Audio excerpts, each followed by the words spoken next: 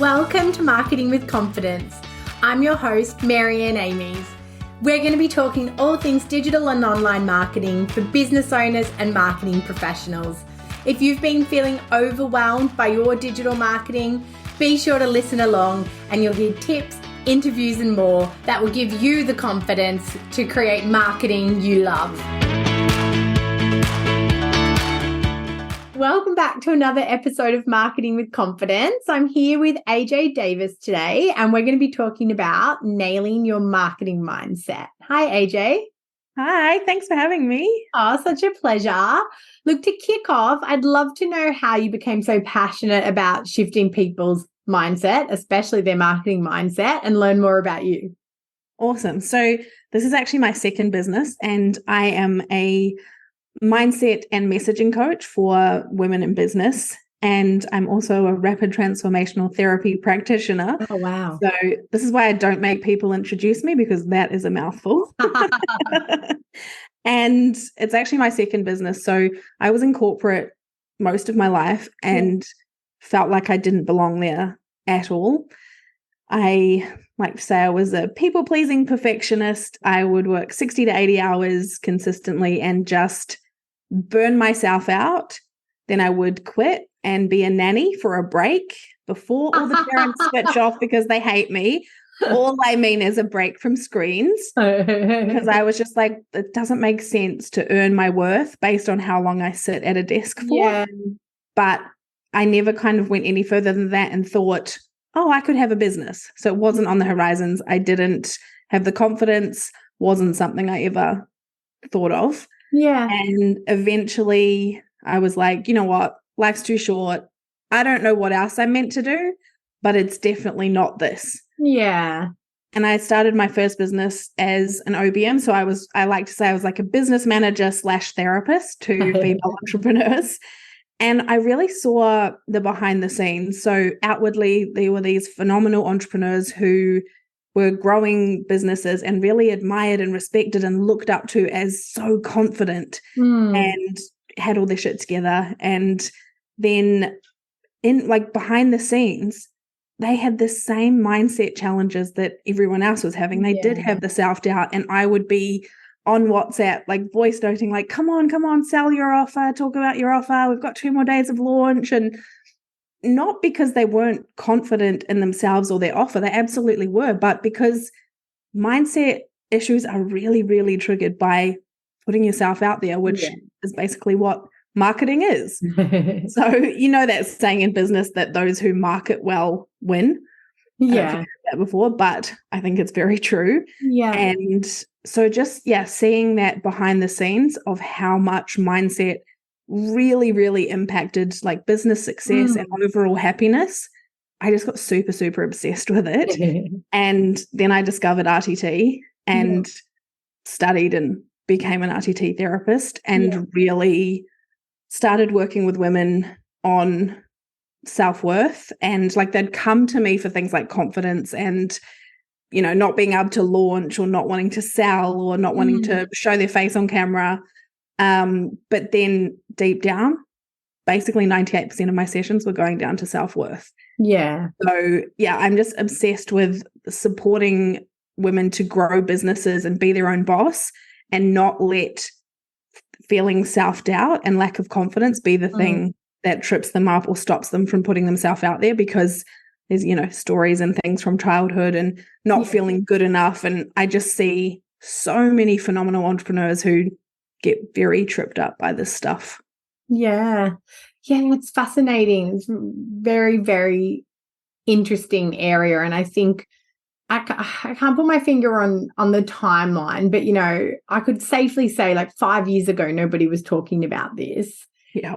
And, you know, in this last 5 years, yes, more people are talking about it, but you can just see the amazing transformation. And I sort of talk to people sometimes about like what your business affords you outside of like the income you earn. And I think for a lot of us, business is actually affording us personal growth. You know, these barriers that we're breaking through to be better at our business, they're actually improving our whole lives as well, which I think is really fascinating. And that's the thing, right? You have the same mind, whether it's as a parent, as a partner, all of the things, as a friend. So business is absolutely one of the things that triggers so much of our mindset stuff because of the level of vulnerability that comes from marketing and selling, right? Like I like to joke that I'm sure the Latin roots of the word marketing must go back to vulnerability somehow because there is such a clear link of like putting yourself out there, basically saying, especially as a service-based business owner, when you're like, hey,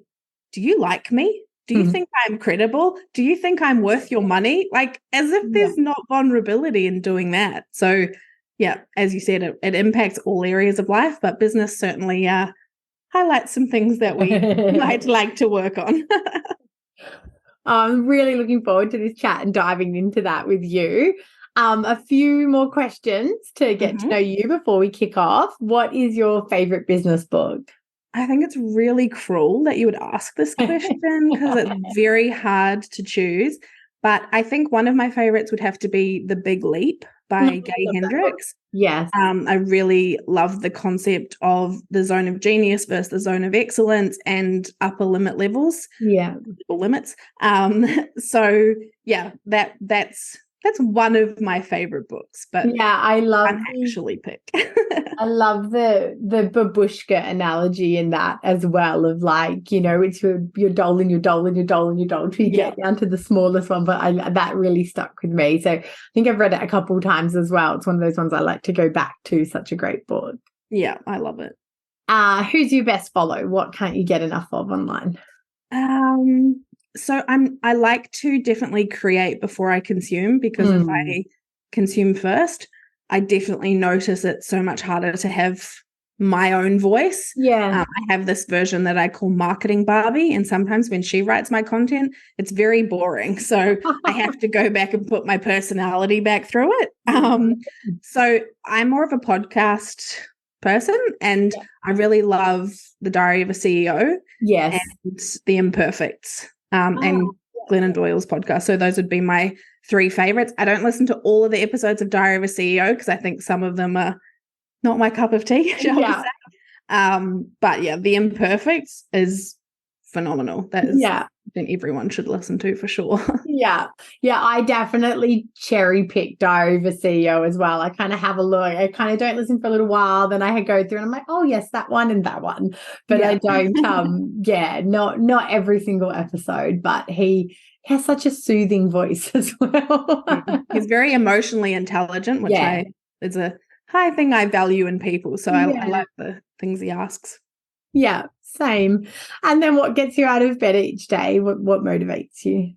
I don't really rely on motivation because I think it's a bit of a myth, but I'm pretty excited to get out of bed most days. I love my work. Yeah. I mean, don't get me wrong, there's plenty of challenges of running a business, especially with the marketing side.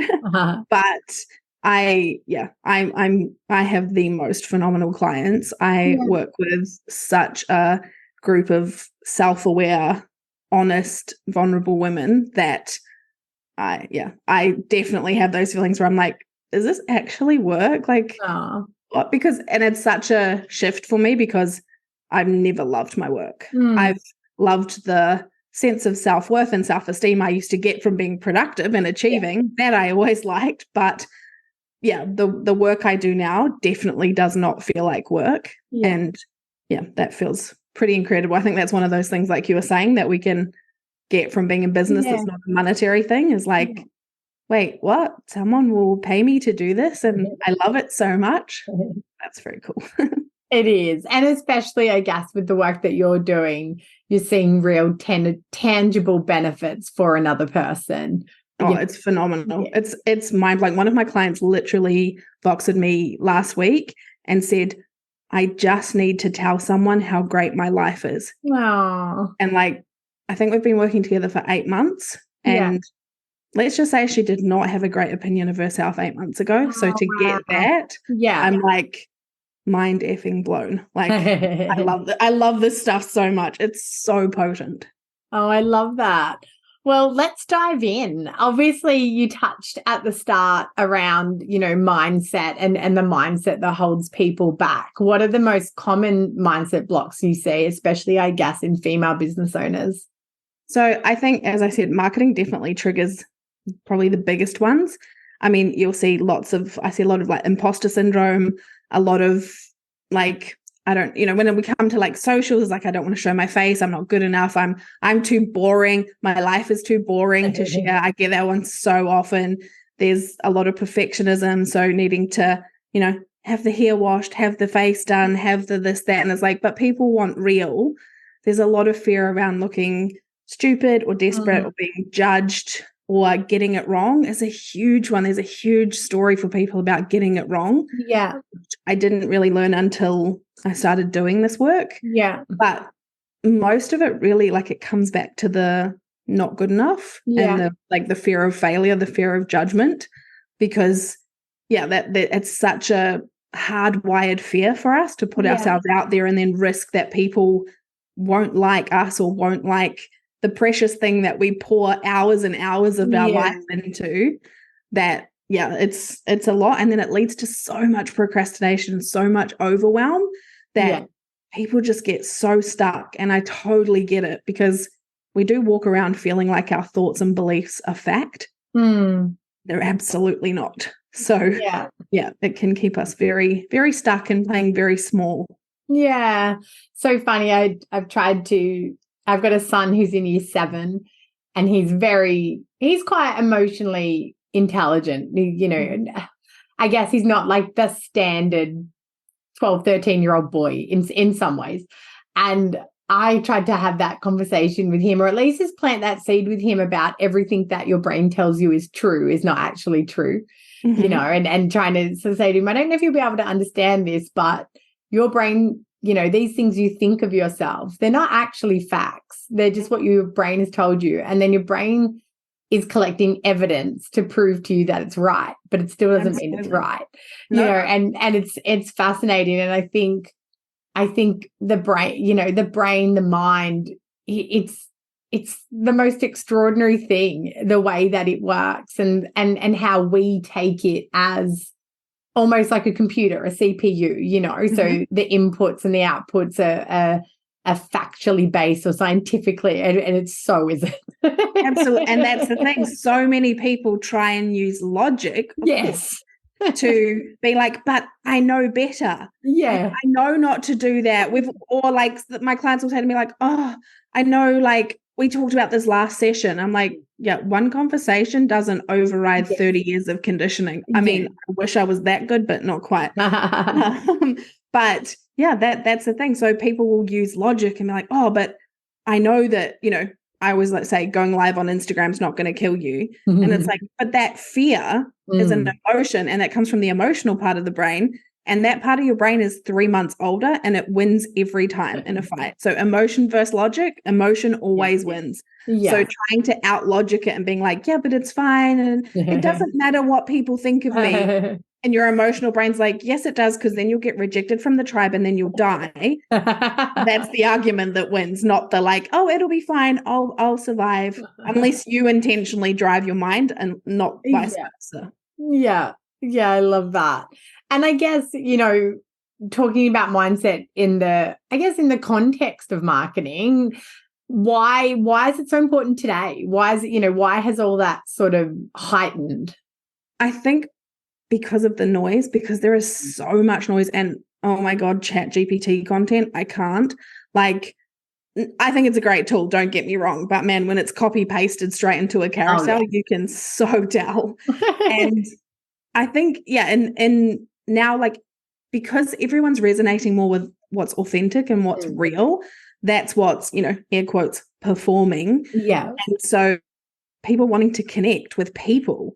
So the days of, having over-polished things on socials, or, like, not that there's anything wrong with pain point marketing, that it has a place, but, the real bro marketing stuff, the fake scarcity, all of that, that's not the world we're living in anymore, thank God. And so being able to be your own cheerleader and get out of your own way and work on the mindset stories that hold you back is so critical so that you're able to be yourself. I hate it when people say just be yourself, because that's not a just. That's actually really scary and quite hard. But we can work on that. We can shift the mindset and the stories that stop us, or that thinking that we're not good enough to show up as we are. Because every time I see, quantum leaps in business, I see people having that massive success, it's when someone's able to consistently show up as they are versus, what I like to call marketing Barbie. So yeah, I just think it's always so critical, but with, that marketing, if you market well, you win kind of thing. I see so many business owners who have these phenomenal business ideas, and I'm like, oh my God, I would buy that. The world needs this. And they don't get the success that they crave. Yeah. Because the marketing side, is so scary that people will go and do. I just need to go do one more course. I need to learn SEO. I need to learn how to edit reels. I need to, once I do this, and I'm like, that's procrastinating. There's just, so much learning. And trust me, I'm a learner. I love it too. But if we don't do the implementation and take the action, nothing changes. And it's also, I find the people that just are so, I guess, caught up in their mindset that they hide behind the business and it doesn't succeed. We had a client, must have been last year, if not this year, and it was an interesting concept. It was a different concept in market, but it had legs, and they just refused to put any human face to it. And it was a beautiful story because it was like a family-based story and unusual, like a mother and sons in a business, which I think is so unusual and sweet. And our feedback was, it's that we need human in this brand. And, people would love the story of how you guys started in COVID. People would absolutely, and just none of them wanted to be a face to it. And then ultimately it got no traction. And then it sort of fell back to us on, oh, well, the social media didn't work, the ads didn't work. And so, well, you resisted us at every step of the strategy. And if you could have just put people into that brand, if you could have just told that story, got past the fear of perfectionism, the fear of not being, whatever it might be, worrying about your aesthetics. They were so much more concerned with the perfect aesthetic grid, where we were like, it's not relevant anymore, just give us 3 videos of that beautiful family together. And that mindset of not being good enough, not being, cool enough or worthy enough, all those sorts of things. And you're right, the best brands can just be held back because then they don't connect. And if there's nothing to connect to, it's so much harder I think in today's marketing landscape to gain traction if there's nothing to connect to. Absolutely. And especially for women, unfortunately, that not good enough story, and it's not always not good enough. Sometimes it's not skinny enough, not pretty enough, not young enough, not smart enough, not whatever it is. Yeah. But it always comes back to not enoughness. And it is so rife with women. And that's the thing, like, again, with the logic, when we try and say, yeah, but people don't want perfect. And it's like, that's fine. But underneath there's such a fear of being judged that they do get very, very stuck in the not being able to, as you said, put a face to the business, or it's like, hiding, or there'll be a little bit like whenever I talk to someone about doing reels, it's like, oh, I'm not showing my face. I'm not talking. No, and it's like, okay, we'll work towards that. But yeah, there's so much fear. And I totally get it, because honestly, when I first started growing this business on Instagram, I was like, my friends all have like photos of me, like just of my hand blocking the camera. Like I used to hate being on camera. Yeah. And so I was like, okay, if I'm going to do reels, I'm going to do a 14-day reels challenge. Yeah. And show my face every day for 14 days. Not saying that you have to do it that way, but for me, I'm a bit of a jump baptism of fire. Yep. And so I did that. And when I told my therapist, she just about fell off her chair. Like, I'm not kidding. I think it's one of the most shocking things I've ever said to her in therapy. And because it was so, off-brand for me, like being on camera and doing that.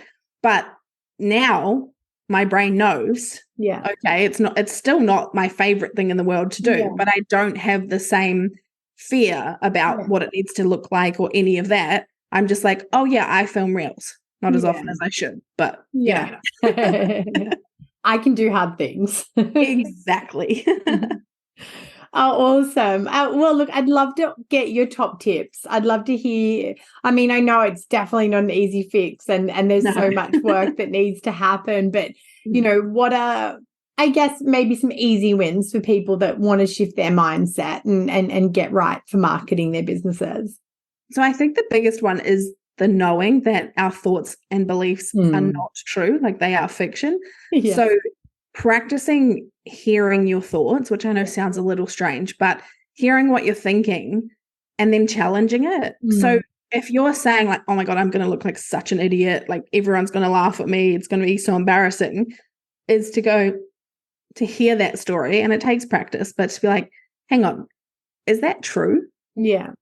And when your mind convinces you that it is, ask for the evidence, like you were saying before, but where is the evidence that that's true, that you're going to look stupid and everyone's going to judge you? Yeah.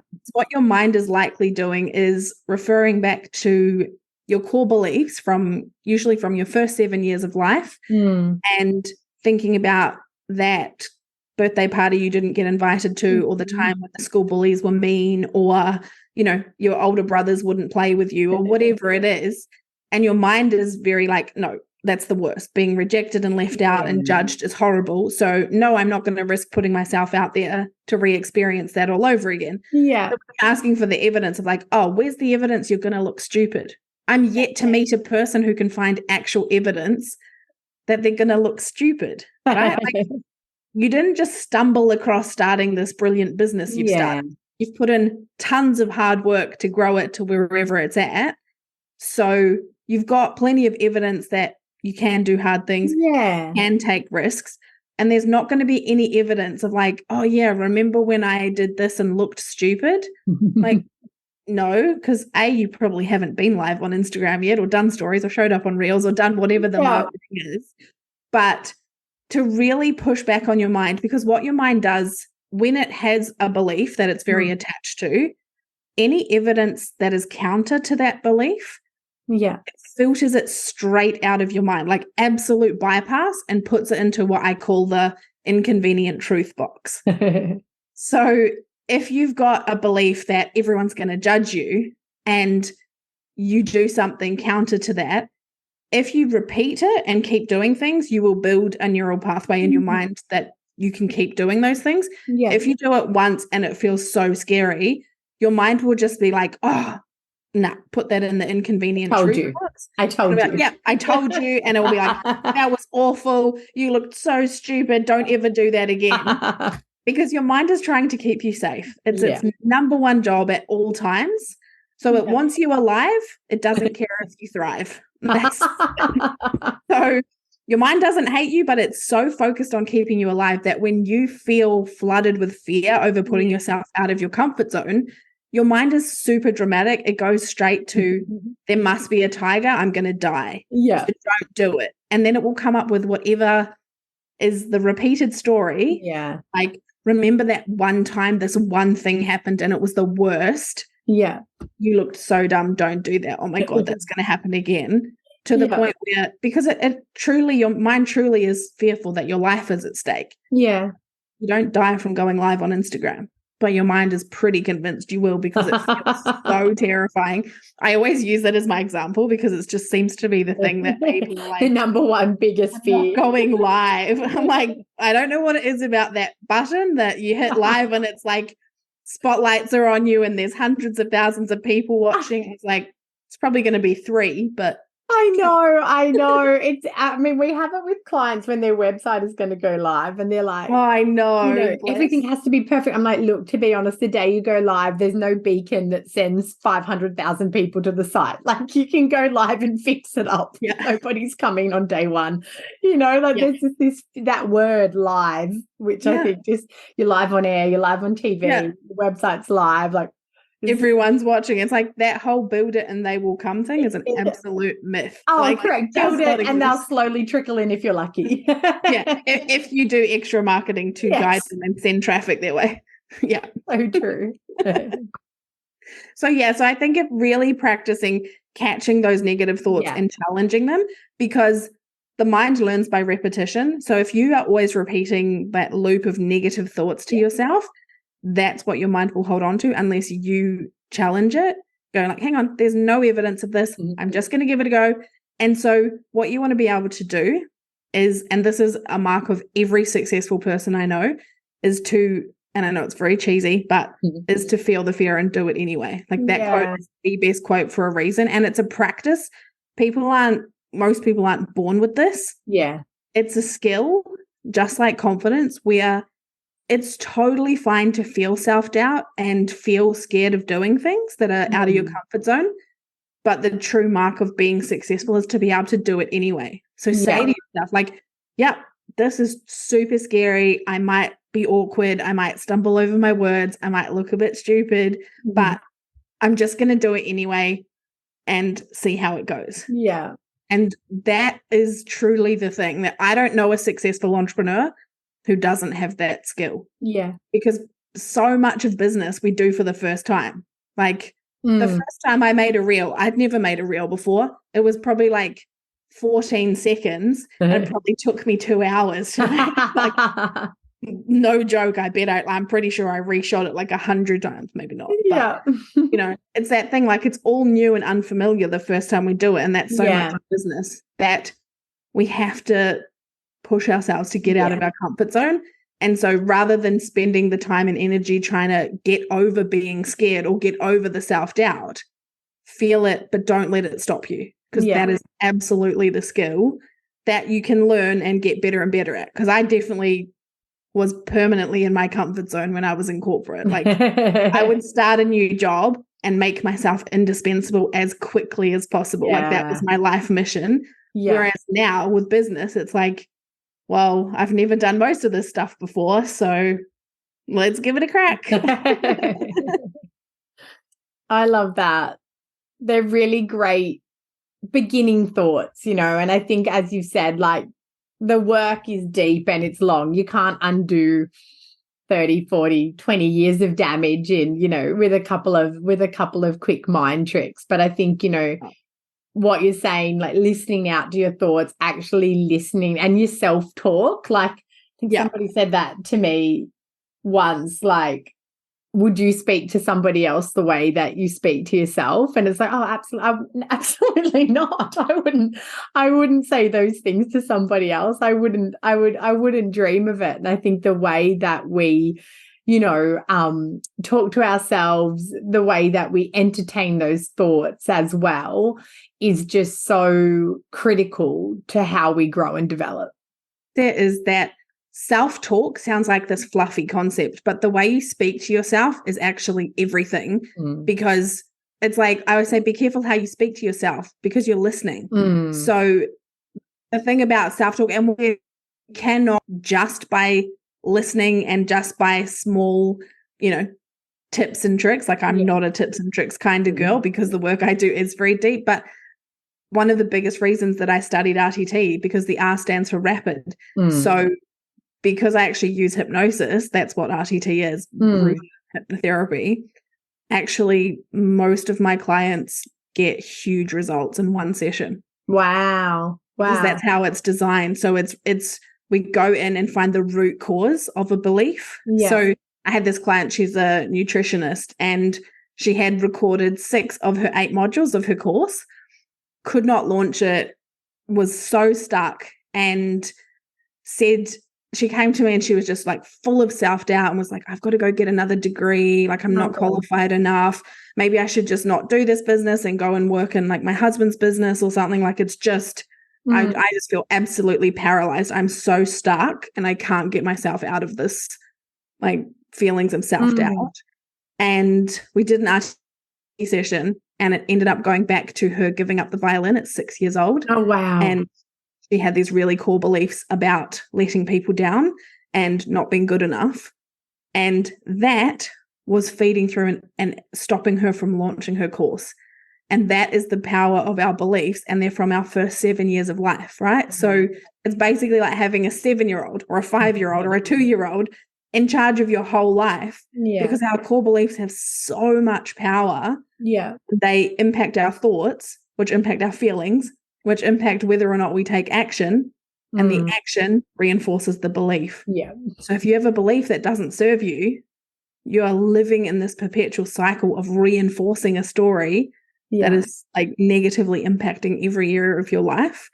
And so being able to get in and find the root cause of something and then rewire that belief, it is crazy how fast things can shift. Yeah.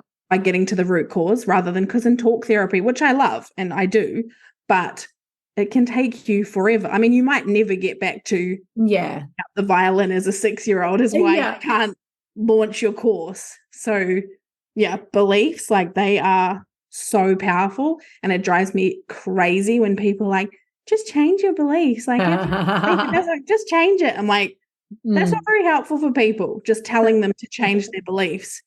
Yeah. So challenging your thoughts is a good way to start. Yeah. And it will at least help you see what that story is and where you're getting stuck. Yeah. So even knowing that, like, oh, yeah, whenever I try to do XYZ, whenever I try to pitch myself or sell my offer or put myself out there, I get super scared and I come up with all these reasons not to do it. Even knowing that is really helpful. Yeah. Because then, you can start to work on that whole feeling the fear and doing it anyway in little baby steps. Yeah. And everyone I work with when they first come to me hates baby steps. They're like, oh, I want it all now. I want to just do it. And I was like, yep, I was the same, but I promise you there's a lot of magic in the baby steps, because otherwise what happens is we think we only want quantum leaps. Yeah. We don't move at all because it's too big and too scary. Yeah. Oh, this has been so great, AJ. I've like really, really loved this conversation. Me too. Where can people connect with you and find out more? Won't surprise you. I'm definitely an Instagram girl. My handle is at aj.mindcoach. And I've got a link to, I did a masterclass recently called Boundaries Don't Make You a B Word. I don't know if that was fair or not. So yeah, if people need some support with their boundaries and expressing their needs and things, they're very welcome to jump on and download that one as well. So I'll give you a link to pop in the show notes. Fantastic. But yeah, definitely come send me a DM on Insta if you have any questions. If you can't tell, I could talk about this stuff till the cows come home. So definitely my favorite subject matter. Oh, amazing. Well, thank you for all your time and all your generosity as well. And I'm sure, everyone's going to head over and check that out. Oh, thanks, lovely. It was so great chatting to you. Likewise. Hey, thanks for listening to another episode. If you don't want to miss one, make sure you subscribe to the show in your podcast app. And if you love it, be sure to share it with friends and colleagues who you think could benefit from increasing their digital marketing confidence. Want more? Head to marianneamies.com to find out how you can work with me directly, to reach out to have me speak at your event, or to grab yourself some free resources.